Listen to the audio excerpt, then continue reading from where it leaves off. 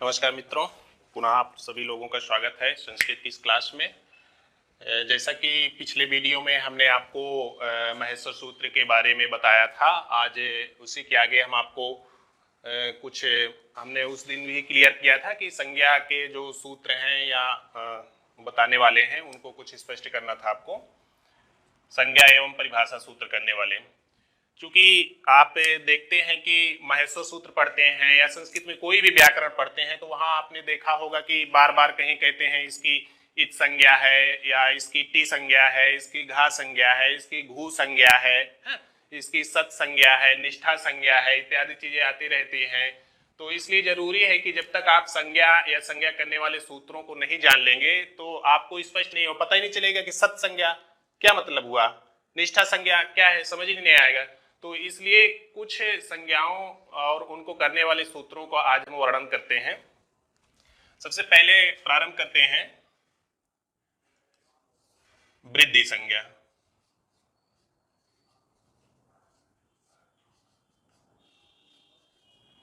वृद्धि संज्ञा इसलिए भी प्रारंभ किया जाए सबसे पहले क्योंकि आपने देखा है कि पाणिनि का जो अष्टाध्यायी है, पूरे अष्टाध्यायी में वृद्धि संज्ञा का जो सूत्र है आपका, ये अष्टाध्यायी का पहला सूत्र माना जाता है। तो वृद्धि संज्ञा का सूत्र क्या है, देख लीजिए सूत्र पहले। वृद्धिरादैच, वृद्धिरादैच, आगे आपको देखने को मिलेगा एक एक एक।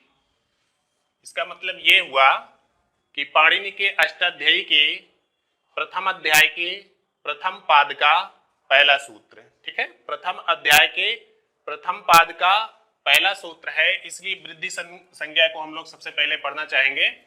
तो वृद्धि संज्ञा, अब प्रश्न उठता है कि मान लीजिए आपसे प्रश्न पूछता है किसकी वृद्धि संज्ञा होती है, या किन वर्णों की वृद्धि संज्ञा होती है, या कितने वर्णों की वृद्धि संज्ञा होती है। तो इस सूत्र से हम देख रहे हैं कि वृद्धि संज्ञा कितने वर्णों के और किसकी होती है। तो पहले सूत्र की व्याख्या देखते हैं। लिखा हुआ है, क्या लिखा हुआ है, वृद्धि, ये रा का ये रेप है, इसका विसर्ग हो जाएगा आत और एच।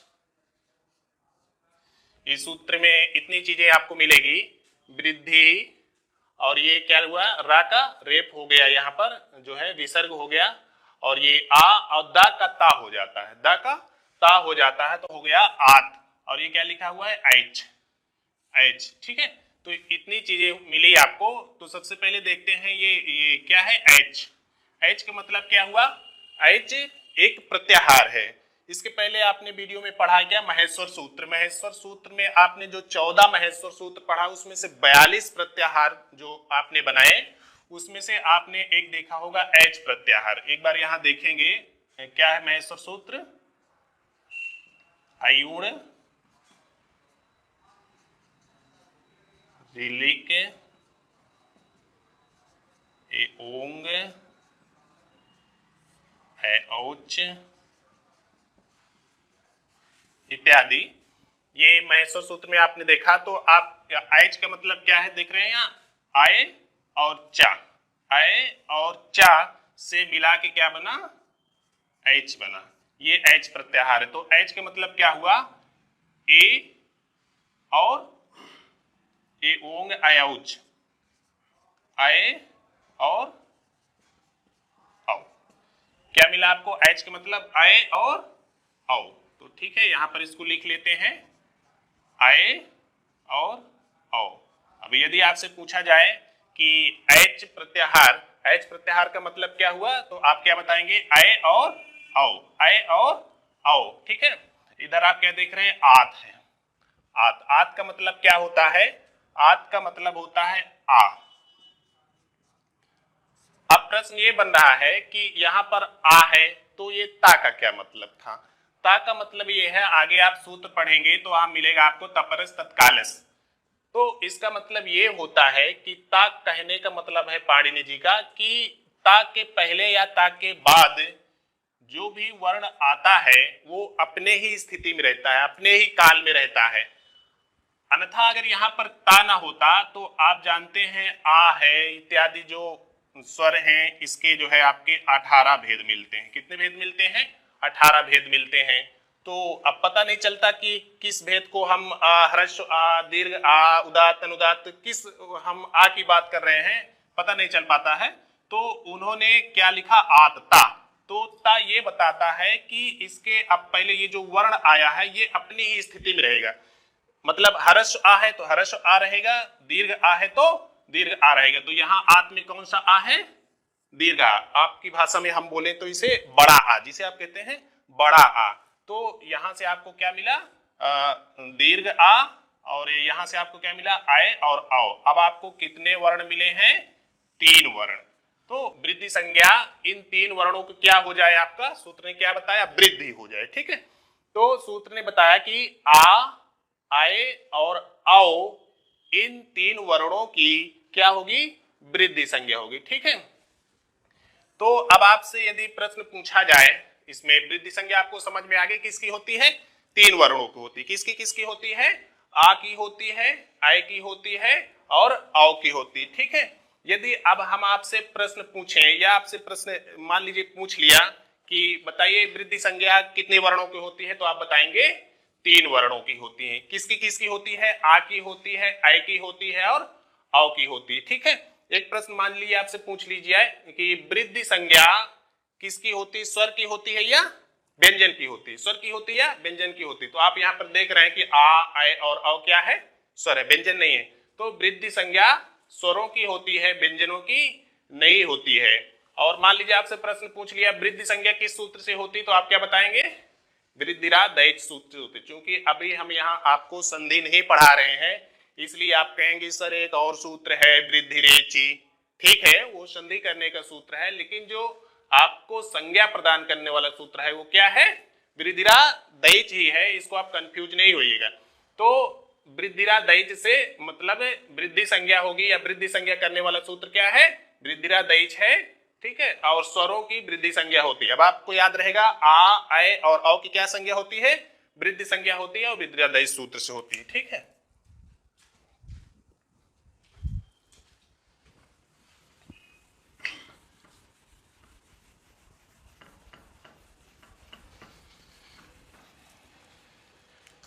दूसरा ले लेते हैं गुण संज्ञा। दूसरा है गुण संज्ञा।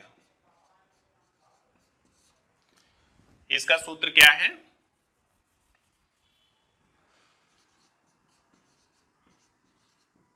अदेंग गुणा। अदेंग गुणा, इसका डिटेल्स देख लेते हैं। गुण, अब मतलब कि गुण संज्ञा किसकी होती है? अभी आपको बताया गया कि वृद्धि संज्ञा किसकी होती है। अब नेक्स्ट है कि गुण संज्ञा किसकी होती है। तो सूत्र है अदेंग गुणा। इसको डिटेल्स करते हैं। अत, अत दा का ता हो जाएगा अत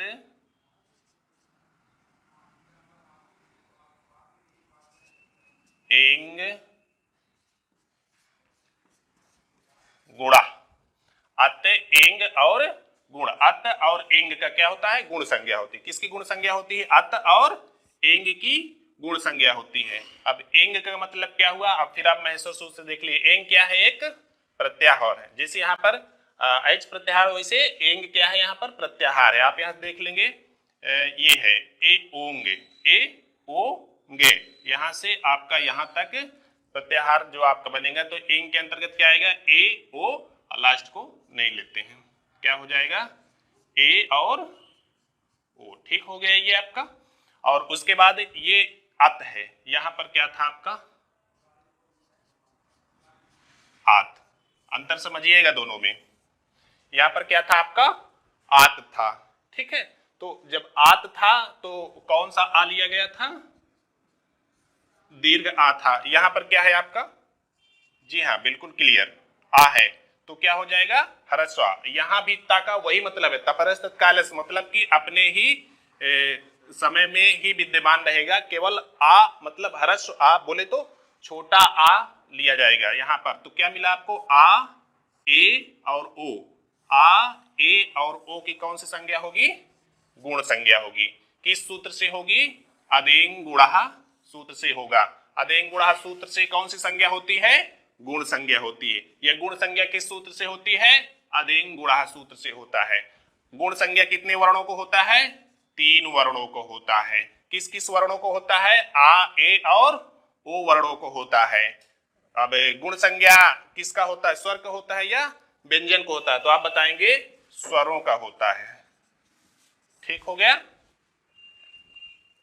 नेक्स्ट है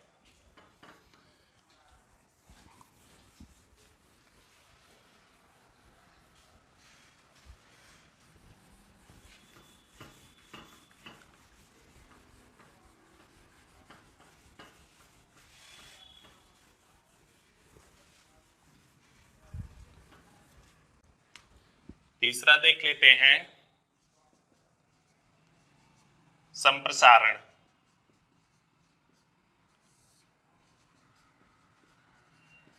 संप्रसारण संज्ञा, इसका सूत्र है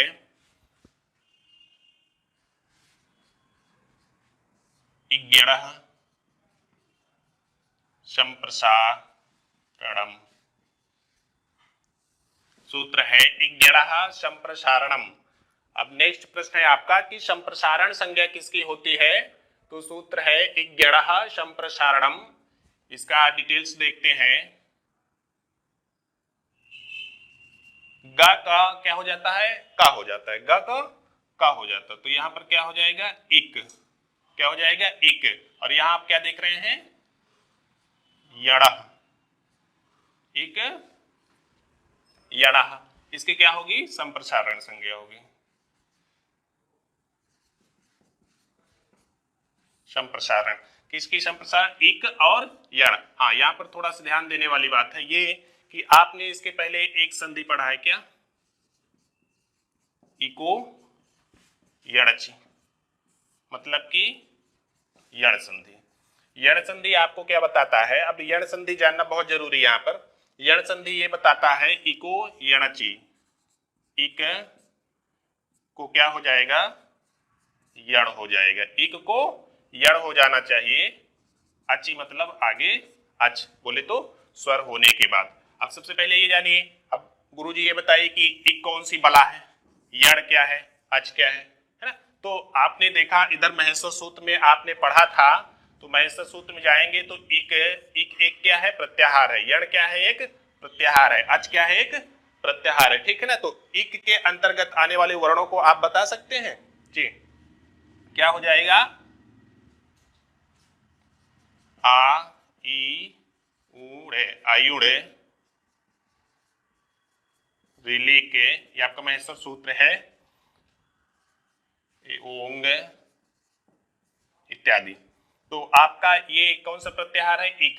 यहां से देख रहे हैं, यहां से लेके यहां तक, यहां से लेके यहां तक क्या हो जाएगा? ई उ, अंतिम को नहीं लेंगे, ई उ री और ली। क्या हो जाएगा?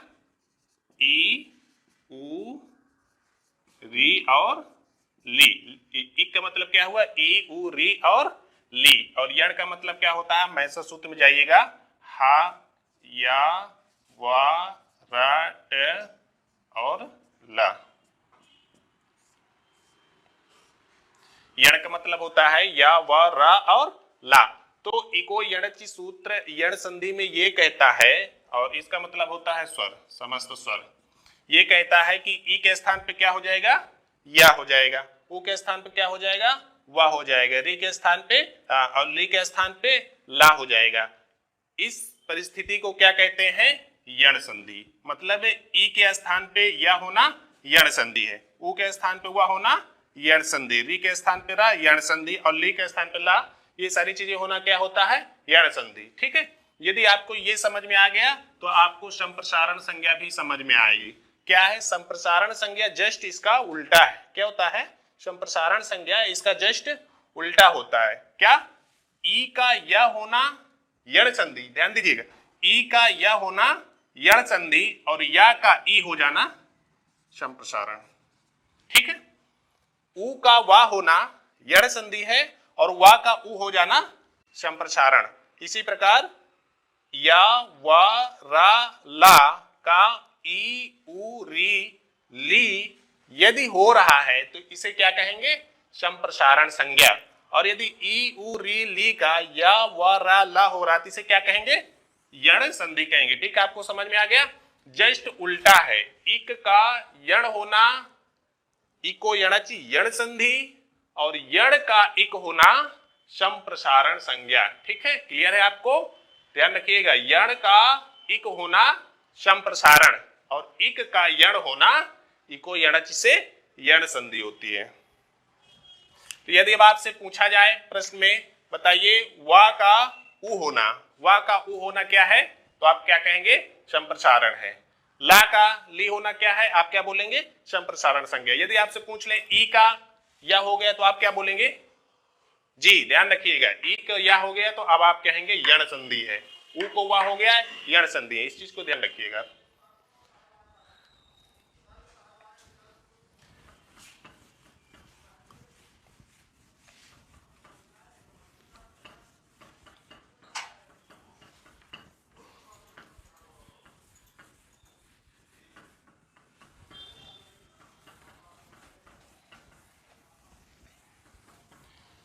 देखिए, संज्ञा सूत्र पढ़ना इसलिए भी जरूरी है क्योंकि आगे आप समास करने चलेंगे या संधि करने चलेंगे, तो बिना संज्ञा सूत्र के आप ना समास कर सकते हैं और ना संधि कर सकते हैं। आपको वहां कह दिया जाएगा इसका ये संज्ञा हो जाएगी तो आप परेशान हो जाएंगे, संज्ञा क्या मतलब होता है संज्ञा, तो आप यहाँ पर जाने रहिए संज्ञा क्या होता है, किसकी क्या संज्ञा होती है। ठीक है, नेक्स्ट चल रहे हैं निष्ठा।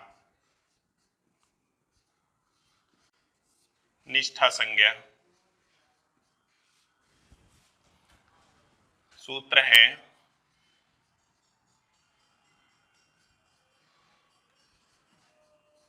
कैत केतु तु निष्ठा, कैत कैत केतु तु निष्ठा, ये सूत्र है आपका। इस सूत्र क्या बता रहा है कि कैत और केतवत, कैत और केतवतु, इन दो, ये दोनों क्या है, ये प्रत्यय है। हाँ, ये भी ध्यान रखिएगा कि जो है निष्ठा संज्ञा किनकी होती है, वर्णों की होती है, समास की होती संज्ञा, किसकी होती है निष्ठा संज्ञा, तो आप बताएंगे निष्ठा संज्ञा किसकी होती है, प्रत्यय की होती है। कैत और केतवत क्या है, प्रत्यय है, तो निष्ठा संज्ञा किसकी होती है, प्रत्यय की होती है। किनकी, किस प्रत्यय की होती है, आपके सामने लिखा हुआ है, निष्ठा संज्ञा दो प्रत्ययों की होती है। किसकी किसकी, कैत और केतुवतु की, किसकी, कैत और केतुवतु की निष्ठा संज्ञा होती है। तो ध्यान रखिएगा, निष्ठा संज्ञा किसकी होती है, प्रत्ययों की होती है। किनकी किस किस प्रत्ययों की होती है, कैत और केतुवतु की निष्ठा संज्ञा होती है। ठीक है,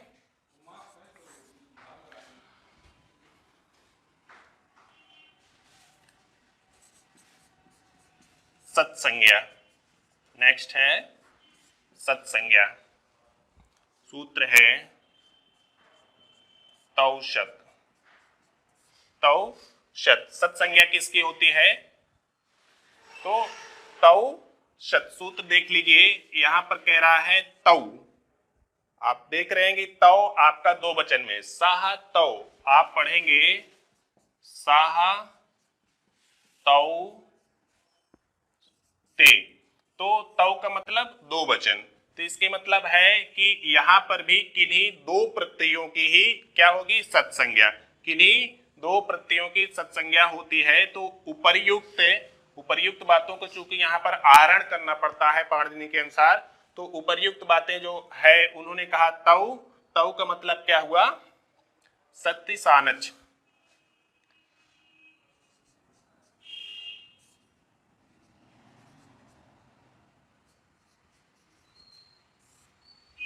सत्य और सानच ये दोनों क्या है, ये भी प्रत्यय हैं, इनकी क्या होगी, निष्ठा संज्ञा होगी,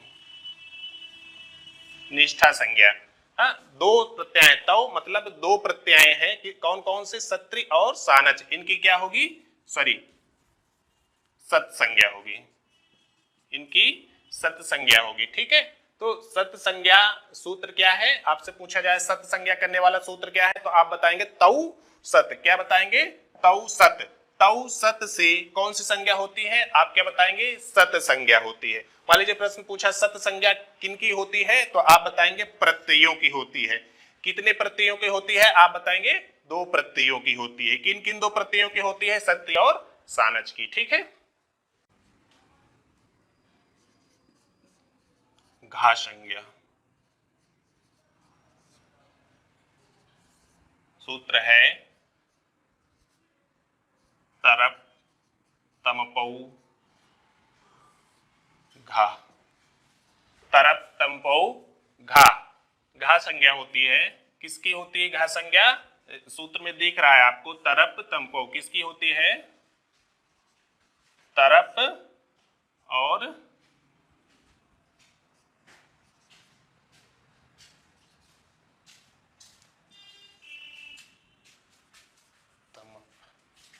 तरप और तमप की क्या होती है? घा संज्ञा होती है। यहाँ भी प्रत्ययों की होती है। ये क्या चीज, दोनों क्या है? प्रत्यय है। हाँ, घा संज्ञा किसकी होती है?